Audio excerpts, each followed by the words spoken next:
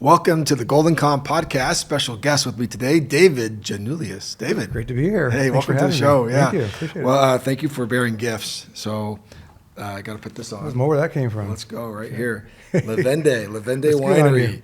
So thanks for coming and talk to me about the business of wine. Happy to. It's a fun subject. It's a fun subject. Yeah. Well, and you brought some gifts. We'll get into these gifts, and we'll talk about Levendi, the vineyard, Sure. the wine. And I noticed that Levendi is not named after your last name. Right. But pronounced Greek. What's it? The pronounced of your last name? Gianulias. Gianulias. Not as marketable. I mean, Sebastiani's pretty long too, but they worked it in there. But we wanted to find a name that kind of had a meaning to the entire family. Yeah. And that's what we found with Levendi. There's a story behind that. A story, and it's a Greek name. It's a Greek word. So right. you have roots in Greece. Right.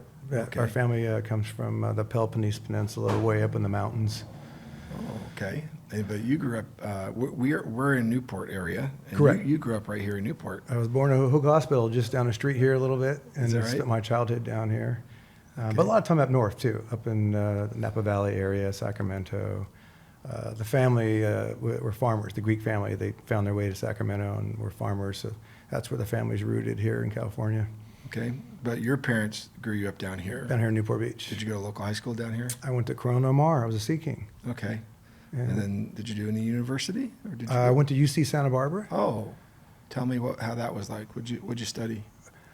So it's a very social school, as we know, So, but aside from that, I majored in pre-law. They have a pre-law program there.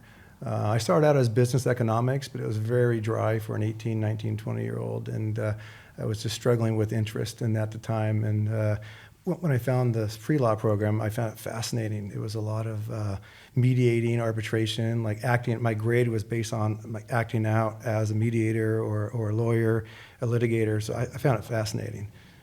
So I succeeded in doing that for 3 years. So get me to the wine business, because you spend most of your time right now in the wine business. Quite a bit. So how do we get there? So you're a young graduate from a gaucho, and then you do what? What happens after college?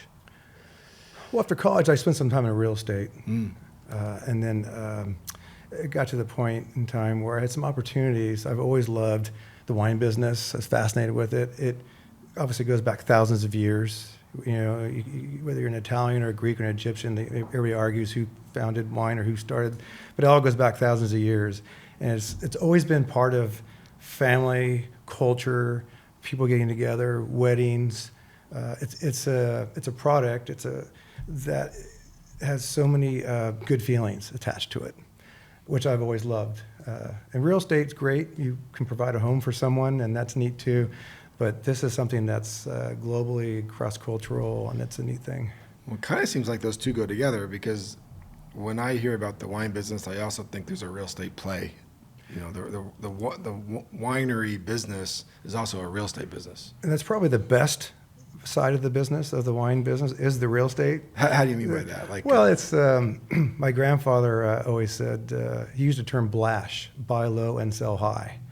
You really can't get, whether it's a stock or real estate, you can't get in too much trouble if you buy low and sell high versus the other way around. You can get yourself in trouble. So vineyards, there was a time in Napa Valley where the industry hadn't really blossomed yet, and there were opportunities to buy vineyards. And it's something that our family was loosely involved with in Greece, going back hundreds of years, not commercially, but always grew some grapes to make some family wine for the table. But Napa Valley, my father and his two older brothers, of the three of them were involved in buying vineyards. They've always had a passion for wine. They grew up making wine with their father in the basement. So it's part of their lives. They didn't really know life without being surrounded by wine one way or another. So they had an opportunity to buy some vineyards and sell the grapes. They didn't make wine. They just sold the grapes. And they found opportunities to market increased. They sold some vineyards and traded into some other vineyards. It's an opportunity to take some money off the table and find another opportunity, somewhere in the valley, maybe up the valley or maybe in a mountaintop. So it's so much to it. There's so many parts of the business up there in Napa. Childhood-wise, what was the first memory you have of your family's vineyards in Napa? Like, take me back to where you kind of have this memory of, oh, this is Napa Valley, or, it's certainly not at 5, 6, 7. It's older than that. So tell me what you remember about that growing up. Well, early on, I grew up spending holidays at the family. It was once a large farm, and then over time, by the time the 70s, and I came around, it was a much smaller parcel. But we would spend holidays, Thanksgivings, Easter, and for the Greeks, well, especially Easter is it's a really big one. Mm-hmm. There's always wine on the table and a lot of talk about it. And I always observed the adults. I watched them all drinking wine and toasting to life, toasting to a good day, toasting to the holiday. And so it started to fascinate me. And in Europe, Greek cultures, youth with tasting wines wasn't taboo. It's nothing, it's normal. And so at the dinner table, my father would say, try this one. And I'd take a sip of wine. And it was obviously very strong to a young guy. Right. But I understood it, especially the finish. At first it was a little strong. My palate wasn't used to alcohol. Wasn't even a thought. But then had this nice fruity kind of finish on it. And so I had an interest in it. And I watched the family, how they treated wine. And it was all about, again, part of celebrations, getting together, that kind of thing. So when I was a kid, we'd go up to Napa Valley a bit. It was real close to Sacramento, where the family was kind of domiciled, the extended family. So we'd go up to Napa and walk in the vineyards, and it's just, you smell the earth, and and you see the grapes growing. They're changing colors. There are variations going through, and you're seeing the grapes turning red, and the whole thing was fascinating to me. And so I always kept an eye on it. And then having gone to school at UC Santa Barbara, the Santa Barbara wine industry was young, much younger than Napa Sonoma, but it was just starting to blossom. And it was only about a 25-minute drive from campus. So I would drive myself up with some friends, and we'd go up to the wine country up there and look around and explore and just kind of try to understand it a little bit more. That's cool. Yeah. So talk to me about, how do we get to the birth of Levendi? How do we get there? The name of the company, what it is today, where did it start? Like this brand. This started in my head. Because that wasn't Levendi, that story you just gave me. No, it was all just real estate. That's just the family vineyard. Correct. And the family tradition and the Greek influence. That's right. When do we come into this marketable, the reason I have this hat on is because you have a product now. Right. And it's a pretty established product, which we'll get into. But how did that start? How did that, the product piece of this real estate vineyard family? That's what's pretty neat about it, to have a product today that 25 plus years ago was a thought in my mind. Right. It starts as a thought. And for a lot of people, and a lot of times, this thought just stays there and it ends there, the thought. It's just a thought. But it's something that I wanted to do. And typically in my life, if there's something that I wanted to do, I'll go find a way to do it. It's like my father used to always say, with various ways, find a way or make one. And so it was a thought for a while, and got to the point where I was in the business world for a little while, so I, made some money, because it takes money. This isn't, a cheap venture necessarily, but so we had a partner of ours in some vineyards up there, in quite a few vineyards, and I watched the patriarch's daughter start a winery and start creating these wines, and so it kind of clicked in my mind, like the green light went on, like I felt like it was time. I said, well, I want to do that. I've been wanting to do this, and I'm watching her do this. And so I started interviewing that family. They knew an awful lot about the wine business. They had a head start. And so I did a lot of fact-finding and learning. And I actually didn't have a name until it was like due. Like we had to put a label on the bottle, because I got hemmed and hawed. And it's something that maybe thousands and thousands of people were going to end up seeing. I wanted a name that meant something. So I was kind of like writer's block. I was stumped on a name. And so, but it came to a time where, the powers that be and the winemakers, we have to have a name for this. Yeah. It's got to go on the bottle. We're going to bottle this thing. We need a label. Right, yeah. Right. And our labeling is a little different than some others. So you have to plan way ahead for it, and then a little different process. So the time was coming, and we would spend a lot of summers in Lake Tahoe. And my Sacramento family drive up, and we would fly up from down south. Now what year is this? I just want to. This is 2001. Okay, 2001. I just want to keep. I'm taking notes, by the way, so it helps me. Perfect. So 2001, you're in Tahoe, did you say? We're in Lake Tahoe. It was one of our favorite places. I grew up. Do you remember where? We happened to be in the California North Shore. There's a restaurant called Sunnyside. And it was it's our family's probably favorite restaurant. Oh, Sunnyside. Sunnyside restaurant up in Lake Tahoe. A lot of memories there. A lot of 4th of July. Right on the water there. Right on the water. Nice place. Oh, it's a beautiful place. Oh, yeah. High end, very nicely appointed, great staff. Always just well managed. And the family likes it there. Oh, we love it there. Okay, and then you're also being pressed for this name. We're being pressed for the name. And so my thought is, well, I'm a team sport player. I'm a team guy. So I brought up pieces of paper and pens. So I had a huge table full of family, uncles and cousins and siblings and wives. And I gave everybody paper and a pen. I said, please write down 3 names that has a good sound to it, good marketable name. I got to name this thing. We're down at the 11th hour. And so salads are being served, and everybody's writing their neighbors quiet, writing their names down. And they all came back to me, and I'm going through the names, and none of them really had a ring to it. They all, or it had already been done in different ways, kind of, oak this or creek something. And so dinner was being served, and which is why we're there, to have dinner together. So my uncle, Andy, raised a glass and pointed towards me and said, David, let's worry about this. Let's do this name. We'll worry about this after dinner. YASUO Levendi to me.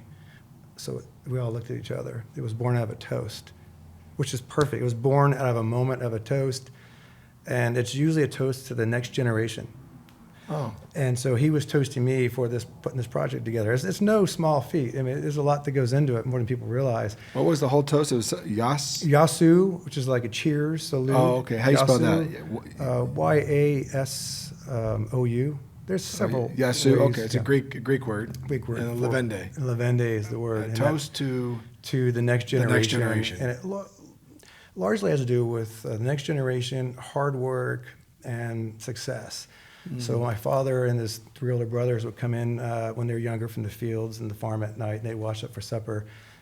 My grandfather raised a glass to the boys and say, YASUO Levendi to the boys. It was a next generation, hard work, job well done, let's enjoy this dinner and this meal together.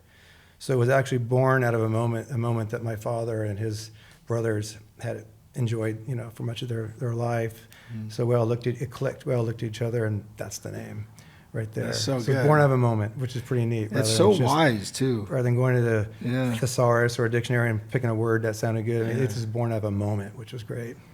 And I love it. To me, it ties back to the happiness piece, because you talk about your boyhood and how happy your family was and how good of a time it is to be around that family table. Right. And then Levendi to the future generation, but also hard work. And for me, I think it's cool because you're in America now, you're not, and then the pursuit of happiness is part of the inalienable rights. Right. And what I've learned is the pursuit of happiness, it's happiness from the founding fathers was hard work. Very. And virtuous work. Very. And that was their definition of happiness. Right. So this Levendi, it's just, I just love words. So I just love that word. My grandfather, my Greek grandfather, came from his little village I mentioned at 15 years old. He left his family at 15 and sailed to New York, looking for a better life. They were high in the mountains. It wasn't real. The soil wasn't great for farming, and it was hard. It was hard life. And so he heard about this America, the land of the free and opportunity, American dream. So he left his family at 15 and shoveled coal for 10 years, and then he sold shoes for a while and saved some money, and heard there's a nice Greek community in California because Greeks stick together. There's Tampa, there's Chicago, you got Sacramento, there's Greek communities around.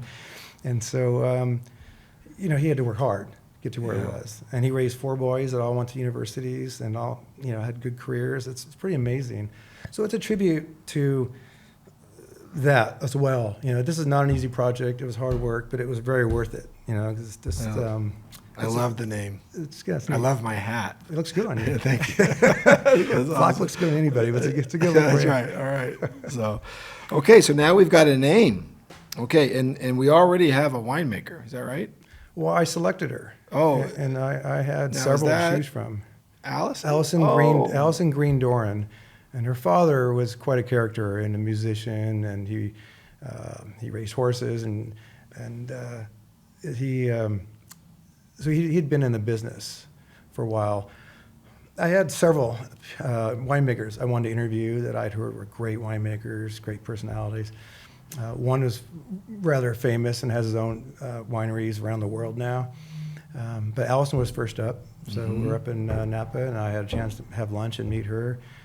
By the end of lunch, I was sold. So this is around 2000, right? 2000. Yeah, 2000. And she's the artist, right? She's very important. And her dad is Russ? Russ Green. And So that's Simi. Right. He bought Simi. Well, from the Italian he made his family. He made his money when in his younger years in the oil business, working for Standard Oil. Standard Oil. Right. Okay. And retired at a decent age where he could spend the second half of life following a passion, which was similar, vineyards, wine. Right. So he bought an existing winery, Simi. And there was a famous winemaker working for BV at the time. George de Latour was the founder of BV, and André Tchelistcheff was probably is still in the last 100 plus years the godfather of modern day winemaking. And he really put North America, California, Napa Valley on the map. Rivaling the French. Like Right. Napa is He's actually was a son of a Russian czar, and he left Russia through Turkey and made his way to France. And I don't quite know where his passion for the winemaking came from, but at a pretty young age, he was in France and learning, French winemaking. Now that's for André. 1,000 years. André Tchelistcheff. Right. So how does he fit in here? Bridge that for me. Sure. So when Russ Green moved up to Sonoma and he bought Simi, he wanted to choose his own artist, his winemaker. And I don't know if he knew George Latour or not, but he met with André Tchelistcheff and convinced him to come over to Simi and make wines with him at Simi, which really catapulted the Simi brand. Yeah, that's like recruiting the number one person to come, and that immediately gives you credibility. Or like when the Tampa Bay Buccaneers brought Tom Brady. Yeah, the OG is here. Right. The OG is here. It's like that. The goat. And Alison worked. She was a little girl at the time. So understudied, really. Understudied, whether she liked it or not, she didn't have a choice.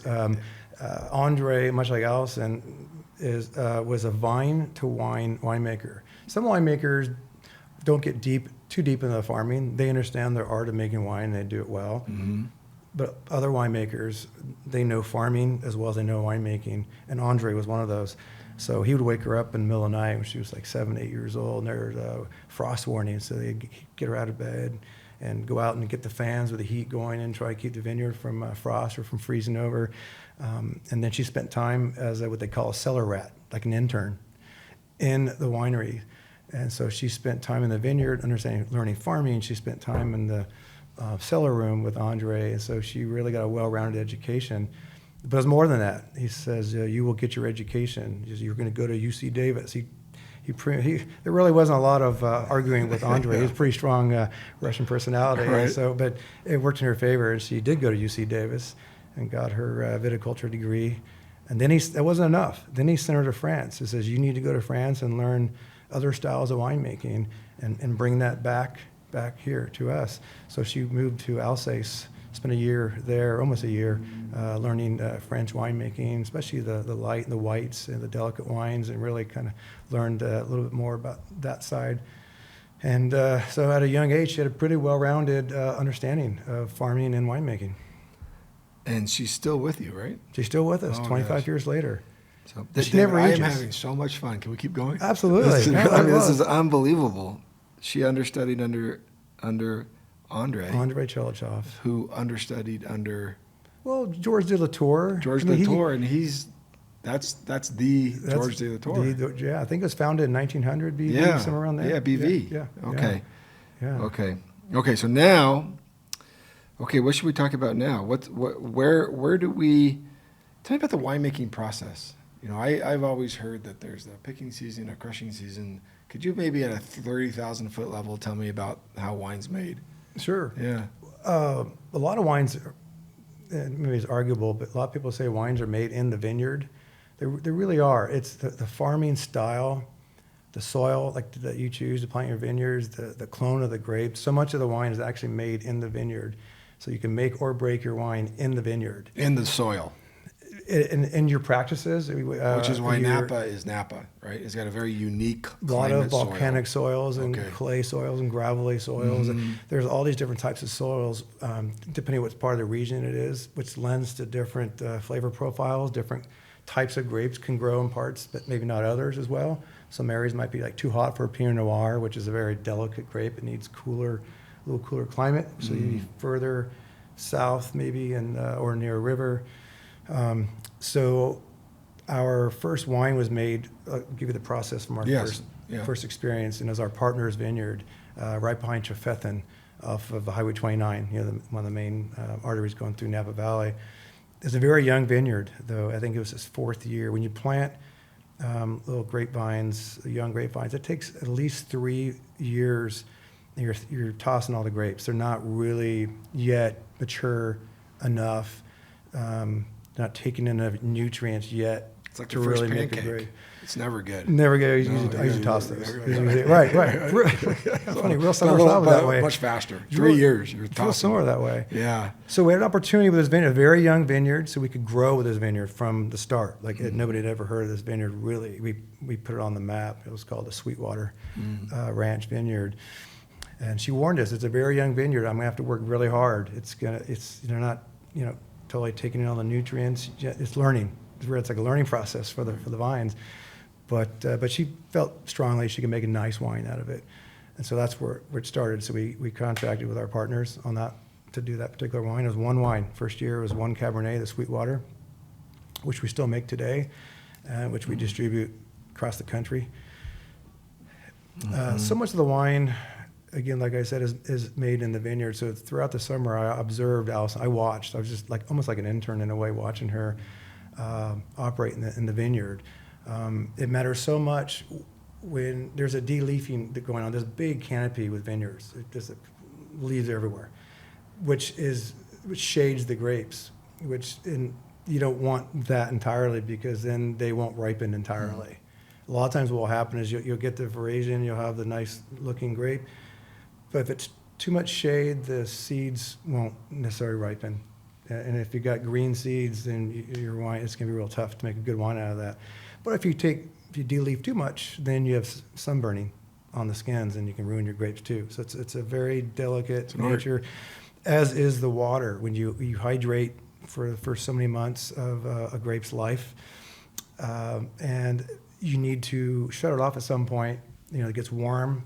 It's a warm atmosphere up there for most of the summer, going into early fall, and you need to shut the water off and let them dehydrate a little bit, and again ripen. So if you keep the irrigation going until the day you pick your grapes, you're going to have a real flabby grape. The seeds may not be ripened; they might be green still. So it's a very delicate ecosystem to get a good wine out of that vineyard.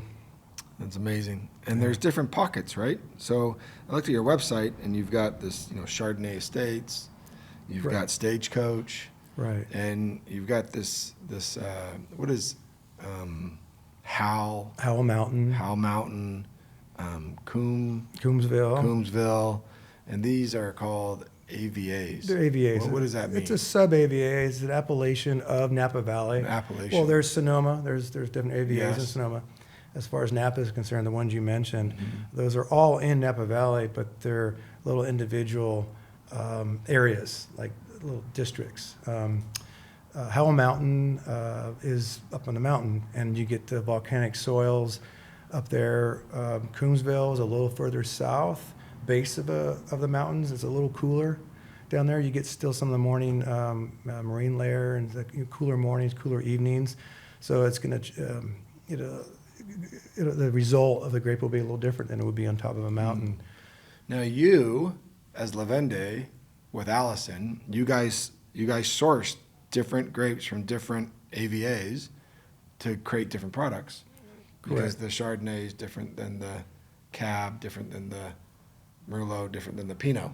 Right. And all that starts in these different areas with these very unique soil weather patterns. So a third, is that a fair summary? It's a fair summary. Yeah. And okay. that's typical for a lot of wineries, even who grow hundreds of acres of grapes and vineyards. They're still something in a portfolio or something they want to add a wine that maybe they're not growing, so they'll still contract with somebody else. So we grow a lot of Chardonnay, Merlot, some Pinot. We're planting a little Petit Verdot. We do a Bordeaux blend now, which is, we've done that. Well, this will be our second vintage coming up this year of a Bordeaux blend. So we contract with other growers. Maybe it's a product or a grape that we don't have, that we don't have access to. We're not growing ourselves. So we're a third to half estate grown with our own product, and then we contract some others too. The Stagecoach is actually a famous vineyard. It's called Stagecoach for a reason. When settlers were coming from the east and from the Midwest to California, the gold rush and all the other promises they heard about California offering, they would come over the Stagecoach vineyard. That was their descension into Napa and then San Francisco. So there's actually still ruts, almost like fossilized ruts from the Stagecoach wheels coming through there. It's a very large area. So it's pretty neat. I mean, there's so much history, California history. A lot of history up there. I know the Russian River, which is a pretty famous river. Yeah, it's a beautiful river and a famous river. And where does that go? Where does it really? That goes right through the valley. It goes right through the Sonoma Valley. Yep. Through Lake Petaluma and off towards the coast. And that was named Russian River Valley aptly after the Russian settlers that really did, Russian immigrants were in that area and were responsible for a lot of the labor for some of the proprietors back then. André probably likes that. He probably liked that a lot, right? He could probably give you a better background story on it. Yeah. But so the river was aptly named after the Russian immigrants right? that spent blood, sweat, and tears over the years, to help develop that area. So it's pretty neat history there. Just what a great history. So, okay, well, maybe a little bit more about the business. I want to keep talking because also, what do we got here actually? What do we got? This is a cab, right? This is a Cabernet, 100% Cabernet. It's got a name. What's it called? Elysium. Elysium. Which is a word in Greek. It's the afterlife. It's heaven. Oh, okay. And, so that's the name of this cab. And we feel it's a heavenly Cabernet. Is this for sale right now? It will be soon. It's not yet released. So I have a little preview. If you're a wine club member, you can get your hands on it maybe a little sooner. So that's how I found you. You get your hands on it a little sooner. I'm a wine club member. YASUO Levendi. Thank you. Oh, yeah, that's right. That's good. YASUO. To the next gen. So it's coming along. That's actually Nice. very nice. It was. So we have this to look forward to. It's young, but it's going to be a beautiful, complex, big wine. It's a good wine. Now, sales-wise, you sell this to. I'm in your club, so I know you can buy this through the club, but you're also in restaurants, I would assume. And we're in a number of restaurants around the country. Okay. Yeah, You do that through distribution or direct, or how does that work for you guys? Distribution across the country, you have to have distribution. Okay. To California, you can self-distribute, which we do take advantage of that. We can really control our destiny and use the highest profit margin. That's a state we can do that in. So we've actually had our wine. We sold some in China years ago. We've done wine cruises on the French Riviera and Italian Riviera over the years. So we've had our wine, but really our focus is on largely California, of course, the epicenter for Napa Valley wines, but then across the country too. We have we have a pretty good following after 25 years. Yeah, well, good. Okay, a couple more things, because you still live down here. I do. In Newport, but you also spend quite a bit of time in Napa. Quite a bit of time in Napa. So just for the who of it, because I think it's pretty cool. How do you get up and back from there? That seems like a long drive. It's a long drive, and it'd be hard to do for a day trip if you're continuing to do a day trip. So I do fly. I'm a pilot. So I'm able to fly myself and/or company partners and whatnot up for the day to do our business, and we can still be back for dinner that night. So it's very handy. And if we need to stay the night for a couple of nights, we'll do that as well. But we can usually get it done in a day. It'd be hard to do that commercially, to go up there and back in a day logistically with where the airports are and the drives. So and what is your plane of choice? What are you flying? I fly a turboprop. It's an M700 turboprop by Piper. It's a new model, but enables us. It's quick. And it flies high, over the mountains. And so we're able to get up there in a reasonable amount of time, have more time on the ground to do our business, and be home for dinner that night. So it serves a lot of purposes. So it's called an M700. It's what used to be the Meridian by Piper. Now they have the M500 series, M600, M700. And a lot of it has to do with range and power and performance, different models. Yeah. But this was perfect for me to be able to it's quick. And Yeah. to get to our mission and make sure we do what we need to do business-wise, maybe a little fun while we're there, and then make it back in time. Yeah. All right, cool. All right. Well, I guess, gosh, you covered so many bases for me. Do we have any, gosh, can you give me any surprises around the corner? Or do you have any, this is a nice future going to happen, but anything else that I can be one up my neighbors and know something that they don't? We have several surprises coming, one of which you'll hear about being a wine club member. Yes. Before almost anybody else. Well, we have a very special wine, and it's sort of dubbed the Lion of the Mountains of Napa Valley. We have a number of very nice of our mountain wines, mountain fruit going into the same wine. I don't want to give too much away, but you might see a Howell Mountain in there. You might see a Mount Veeder or a Spring Mountain in there, all in one package, and it's coming along. We're going to only make about 90 cases of it. It's going to be a very special wine. So a lot of it will go primarily to wine club members, tasting room in Napa, friends and family, and whoever else can get their hands on it. But it's pretty special. Oh, that tasting room. That's in that new area, right? What's that called up there? Well, it's downtown Napa, which has been around, but the last 15 years, it's on First Street. Yeah, First Street. Yeah. They've spent, the powers that be, the county, city, they've spent hundreds of millions of dollars on the greater Napa downtown area and the river. And it was a little dingy at one point, or just not real attractive for playtime. It's now on the river. They have kayaking and paddleboarding. It's clean. They have little marinas, a bunch of beautiful restaurants and little inns on the river. We're on First Street, which is a main artery right off the Highway 29, takes you right down to the river. So people pass by our Levendi tasting room. And we have two hotels, two great partner hotels, the Andaz and the Archer, and they're on the right across street from us. And we send a lot of our tasting room guests there. They're great people and great management, great hotels. So it's a nice little corridor that we're in. We get a lot of visibility. And we have music on the weekends and the evenings, and it's just a real casual, fun atmosphere to be in. Some tasting rooms have a couple couches you sit on and sip wines, and we have a lively staff, some live music. It's really neat to be in there. A lot of neat old family photos, black and whites from multiple generations on the walls. So it's a family business, and it's a family feel when you're in our tasting room up there. I have my punch list. I will go up there and I will report back. Oh, please do. I'll go up with you. It just seems really fun. I'll go with you. It's just right up there. So thanks for coming today. Oh, my pleasure. I learned a lot. Really enjoyed it. Love your wine. Love being in the club. I'll let Justin know that I want to be on the first list of these 90 cases. You better let him know soon. 90 cases goes pretty fast. I want to get Word's in on going to that. get out. But and come back, would you? Oh, I'd love to. Yeah, thanks, David. Anytime. Thanks so much for having me. You're Appreciate welcome. it. Yeah, thanks.